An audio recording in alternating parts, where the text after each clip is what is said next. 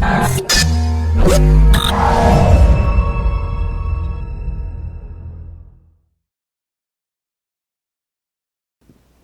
everybody, video number 20 in our pilgrimage, our long and fascinating pilgrimage through time, the Catholic theological tradition. Yep, we're still on Augustine, and we will be for another couple of videos because he had such a monumental impact on the history of Western civilization. Not just the church, not just theology in the Catholic world, but the Western civilization as a whole. We're going to talk about the area where he made his greatest contribution, most probably. He is known as the Doctor of Grace because he dealt with areas of Christian anthropology. The West had different problems than the East. It was concerned and vexed by different issues. So the big problems of Christology, not that big of a deal in the West. But the West had real problems with not so much God's nature, but our nature as human beings, and grace, and how salvation happened, and issues of sin, merit, God's foreknowledge, our freedom. These are all issues in the area of Christian anthropology, the Christian understanding of the human person, of sin, of salvation. Okay, so this is really, this is characteristically a Western issue. It's the main issue in the Reformation in the 16th century. It continues to be a big issue in the West today. And interestingly enough, it never is a big problem in the East. They just don't see what all the fuss is about there. They see it to be rather natural and simple to get the balance. But in the West, we strive, and we've been striving now for 1600 years to get the balance on this issue. First of all, the issue of God's foreknowledge and free will. That's a paradox. How can we be truly free if God knows in advance everything we're going to do? Okay? And then, how can we have free will if everything is a grace from God? If we can't be saved except by grace, then does that mean that we don't have free will? What's the paradox between our action, our cooperation, and the sovereignty of God's grace, the power of God's grace? That's another paradox. So these two fundamental paradoxes are what we're going to be dealing with in this lecture. Okay, Augustine had a fight on different battlefields when it came to Christian anthropology. If you remember, he was, for a while, a Manichean, a member of an Eastern sect. Let's look at what they taught a little bit and the implications of what they taught. So, number one, they believe in fate, that the stars control what we do. So it's all determined in advance. Now, if that's the case, then wow, we're not really free. And also, if people do evil and it's determined by fate, it makes God the author of evil. Okay, so that's a big problem if you're monotheistic, to say that it's all fate and there's evil in the world. Yes. Okay, the implication is then God causes evil. The Manicheans get around this by being dualists. So dualism, when it comes to the Manicheans, one way that word is used in history and philosophy is this, that there are two equal and opposed principles, God and Satan. And Satan is like the evil God. So Satan is as omniscient and omnipotent as God is, and they're dueling it out. Good and evil forces. Okay, the dark side of the force and the light side of the force. I mean, this comes up in Star Wars even. So, this is a dualistic Manichean idea. Just so you know, Christians don't believe that Satan, or the devil, is the evil equivalent of God. Satan is not omniscient. He doesn't know everything, and he's not omnipotent. He is a created being, all right? He may be phenomenally magnificent. He may have been one of God's greatest angels or the greatest angel that fell. But nonetheless, he's a limited, created intellect. And all of his minions are limited and created. So they're very different than the God who is uncreated, who is supreme, who is omnipotent, omniscient, all that, okay? So the Manicheans have this dualism. So a punishment is just only if the offender is truly responsible. To be responsible, a person must be free. God punishes sin, so God is just. Therefore, sinners punished by God have to be responsible and free. This is what Augustine says in his writing against the Manicheans. The name of the writing, On Free Will. So Augustine defends our freedom and our responsibility. And he says that God knows in advance what we're going to choose, but that doesn't mean that we're going to choose it. It's not predetermined. Foreknowledge is different than predetermining things. So God's foreknowledge doesn't impinge on our freedom. That's the first thing that Augustine says. So he has to fight the battle for free will against the Manicheans. But then someone else comes along and attacks him from the opposite side of the spectrum. Who is it that comes along? It's a monk, a British monk named Pelagius. In Augustine's confession, which went all over the empire, got copied. There wasn't a printing press yet, so people had to copy and recopy. Books are expensive. But nonetheless, this spread everywhere. And imagine today a bishop writing a biography, an autobiography, where he details and shares his sexual problems and his living with a mistress and his illegitimate child. Of course, that's going to be interesting to people. But not everyone is a fan of Augustine who reads this. Pelagius reads it, and he's appalled because Augustine insinuates that he couldn't help himself. That he needed grace to change. And Pelagius is a monk who's into a rigorous lifestyle of asceticism. He comes to Rome and he says, this Augustine is ridiculous.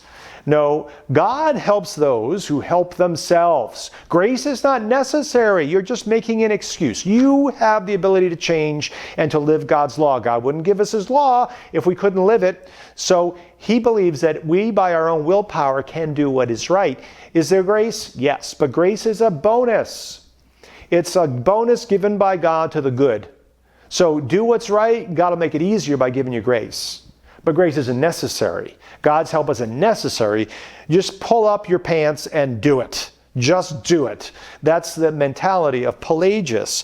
So he attacks Augustine, goes after Augustine, but the church goes after Pelagius.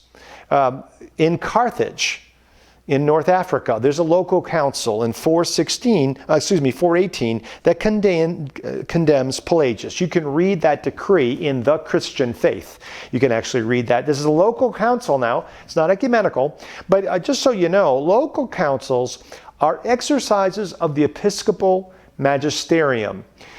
And the National Council of Catholic Bishops, when it teaches on an issue, this is an expression of the church's local episcopal magisterium. So just because it's not an extraordinary, universally binding exercise of the magisterium doesn't mean it's not magisterial. Just so you know, I hear people saying that the Pope's encyclical or apostolic exhortation, Amoris Laetitia, is not magisterial. That is bizarre. That's poppycock.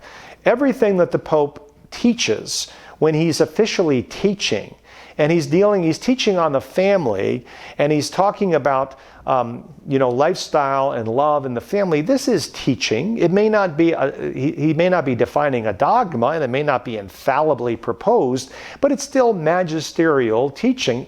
As a matter of fact, when the Pope gives a homily, and he gives a homily at Mass, or a bishop gives a homily at Mass, these are exercises, on the one hand, of the papal ordinary magisterium, and on the other hand, of the priests or bishops, the bishop's local, his episcopal magisterium. So anyway, my point is, just because it's a local council doesn't mean it's not important. It is important. It's a witness to the faith of the church. Okay, so anyway, this council condemns Pelagius, and Pope Innocent I, who died in 417, had excommunicated Pelagius. This was affirmed by his successor, Pope Zosimus. And the Pelagian Celestius was condemned by the Ecumenical Council of Ephesus in 431. So the church repeatedly says no to Pelagius. But Pelagius, like in most formal heretics, knows better than the bishops, knows better than the Pope, knows better than the emperor, knows better than everybody. So he continues to buck this. And Augustine has to continue to write. Pelagius has disciples who go after Augustine. Augustine keeps going after them. So it's a long, drawn-out battle. And Augustine consciously chooses to maintain the balance, the Catholic balance, between Manicheans who would deny free will, and Pelagius, who so emphasizes the power of free will that he denies the need for grace. So let's just stop for a minute and say this. In context of working on this, in context of fighting Pelagius, Augustine develops why we need grace, why free will is not enough, and he develops and names the doctrine that we now know as original sin. He doesn't innovate this doctrine. The doctrine is implicit in the scriptures. When Paul says, "Who will help me?" In Romans 7, "The wretched man that I am, I do what I don't want to do, and what I want to do, I don't do." You see that there implicit in Paul. Paul doesn't use the phrase original sin. Neither does Tertullian, neither does Cyprian, neither does Ambrose, but they all are developing this teaching. And the teaching is that through Adam and Eve's decision, humanity is put into a state of separation from God. And we're born into that state of separation. So that's the guilt of original sin. The result, a state of separation between us and God. So one of the ways you can understand sin is separation. Mortal sin separates us from God. That's why atonement means at-one-ment. It means reconciliation, it means bringing us back into communion with God. So we couldn't do that on our own because our humanity, through this original sin, was wounded, and that wounded humanity is passed on. There is something called concupiscence.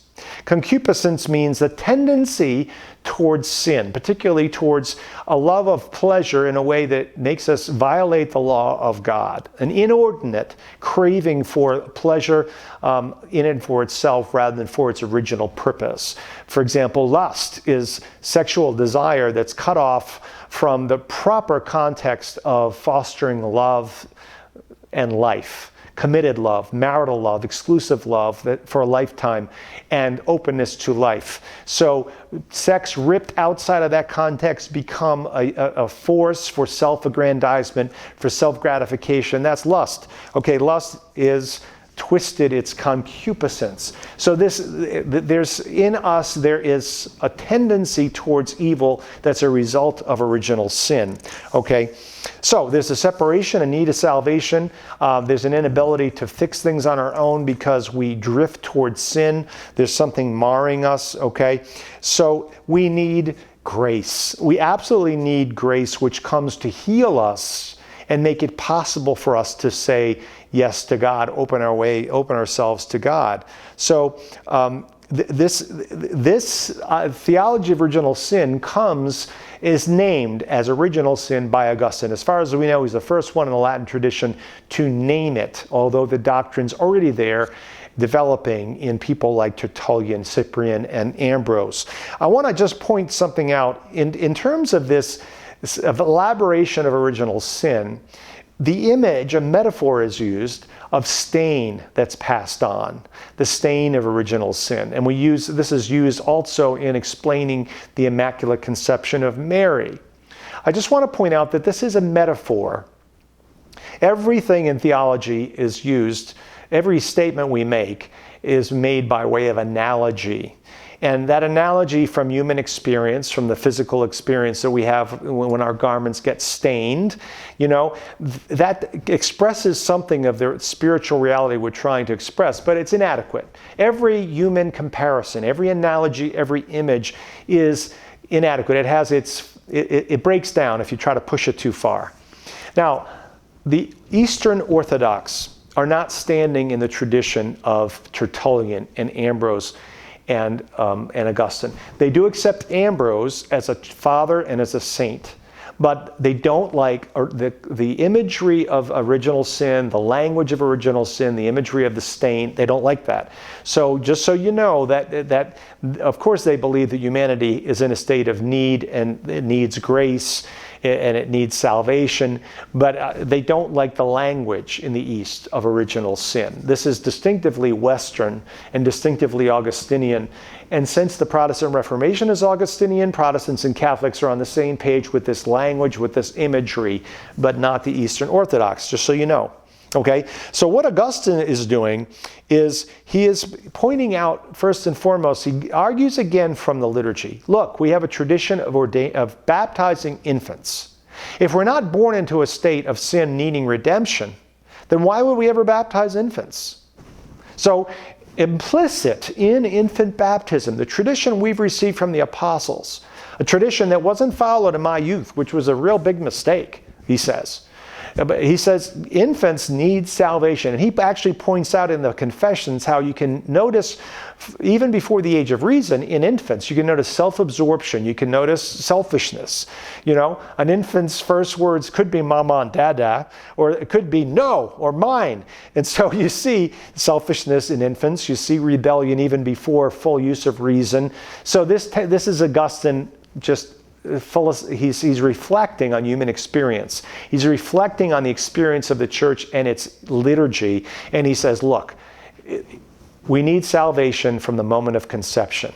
We're sinners, we're born into a state of sin, we need forgiveness and grace, and that's why infant baptism is so important and so good. So he's a strong proponent of infant baptism. He's a great critic. People waiting until later in life to be baptized. Why? Because baptism is a freebie. When you're baptized, everything's wiped away. So, let me sow my wild oats before I'm baptized. No, Augustine says, your wild oats are killing you. You're wounding yourself. No, you need to be baptized now so you have the grace to resist sexual sin in the future. So he's a strong proponent of infant baptism. So he basically says this: grace is necessary for salvation. It's not a bonus. It's absolutely necessary. We can't even make the first act of, take the first step toward God without grace. Grace is prevenient. It comes before and empowers any good decision we make in our will. That's what Augustine has to say. God helps those who can't help themselves. Now, if anyone knows, who's listening to this lecture, the 12 steps of Alcoholics Anonymous and other self-help programs, you may know that fundamentally, the first 3 steps are the gospel of grace. The 12 steps came from Christians. And although they're not explicitly Christian, they're crypto-Christian. I lost control. I came to believe that someone, a higher power, can take control and can fix it. And the third step is, I think I'm going to let him do it. I'm going to surrender to his will and let him take care of the situation because I can't do it on my own. So this is really the gospel of grace. God helps those who can't help themselves, the addicted. We're all addicted to sin. Whether we're addicted to alcohol or drugs or not, we're addicted to sin. God helps those who can't help themselves. Grace is a free gift. We don't merit grace. It comes to us and then makes merit possible. Does he get rid of the idea of merit? Not at all. Augustine says that our ability to merit heaven is a result of the grace God gives us to act in accord with his law. So really, our acting in accord with God's law is a result of his free gift. It's his, it's ours. Okay, so he says a beautiful thing in one of his letters, letter 194. When God crowns our merits, he is crowning nothing other than his gifts. So Augustine does his best to do justice to all aspects of the mystery. Free gift, salvation by grace, free will still operative, and merit still involved. A merit that is based on grace, with free will cooperation, impossible without grace, but empowered by grace.